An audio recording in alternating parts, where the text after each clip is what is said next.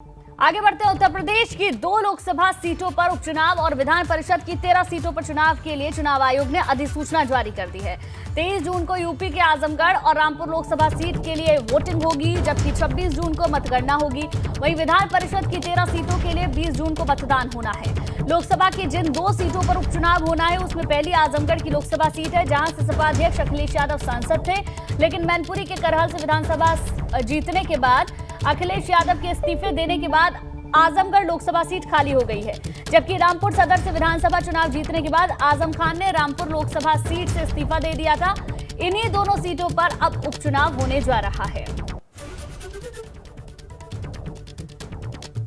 तो लोकसभा उपचुनाव का काउंटडाउन शुरू हो चुका है। आजमगढ़ की सीट और रामपुर की जो सीट है वहां पर उपचुनाव होगा। इन दोनों सीटों पर जहां आजम खान और अखिलेश यादव थे, विधानसभा चुनाव जीतने के बाद उन्होंने इस सीट से इस्तीफा दे दिया। विधान परिषद की सीटों पर चुनाव की तारीखों का ऐलान भी हो चुका है। यूपी में जुलाई में खाली होने वाली 13 सीटों पर 20 जून को चुनाव होना है। विधान परिषद की 13 सीटें जिस पर 6 जुलाई को वो खाली हो रही हैं। विधान परिषद चुनाव के लिए 2 जून को अधिसूचना जारी होगी। नामांकन की आखिरी तारीख 9 जून है। विधान परिषद चुनाव के लिए वोटिंग होगी। सुबह 9 बजे से लेकर शाम 4 बजे तक वोटिंग होगी। वोटों की गिनती शाम 5 बजे तक होगी। योगी सरकार कल अपने दूसरे कार्यकाल का पहला पूर्ण बजट पेश करने वाली है। वित्त मंत्री सुरेश खन्ना कल विधानसभा के पटल पर बजट पेश करेंगे, जिसे उन्होंने उत्तर प्रदेश का अब तक का सबसे बड़ा बजट बताया है।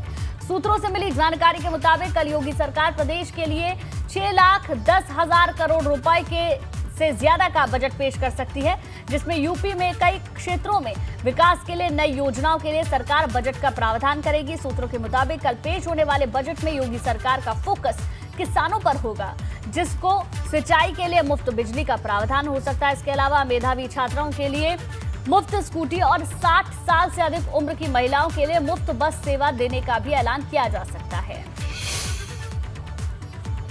कल पेश होने वाले बजट पर डिप्टी सीएम ब्रजेश पाठक का कहना है कि प्रदेश की जनता के हित के लिए मुख्यमंत्री अच्छा काम कर रहे हैं। बजट में इसकी झलक भी दिखेगी। बजट आने वाला कहा जा रहा अब तक का सबसे बड़ा बजट होगा, किस तरह की उम्मीदें की जाए? इंतजार करिए।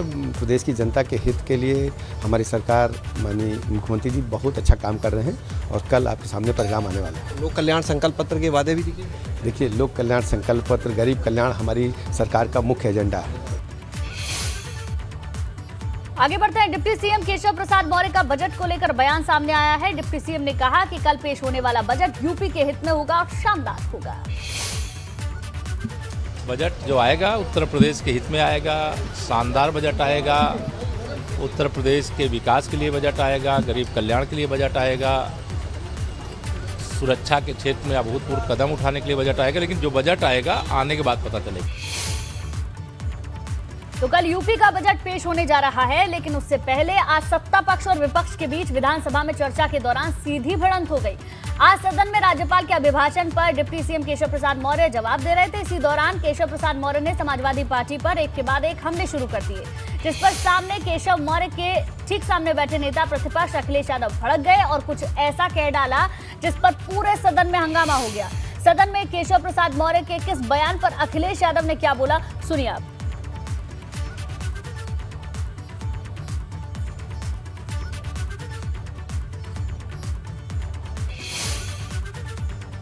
अध्यक्ष जी, साइकिल पंचर हो गई है, तो अब पंचर का ठीक कराने की जो आपकी साइकिल है उसको शायद उत्तर प्रदेश जनता ठीक करेगी नहीं। इसलिए मैं लोक भवन में कब बैठूंगा?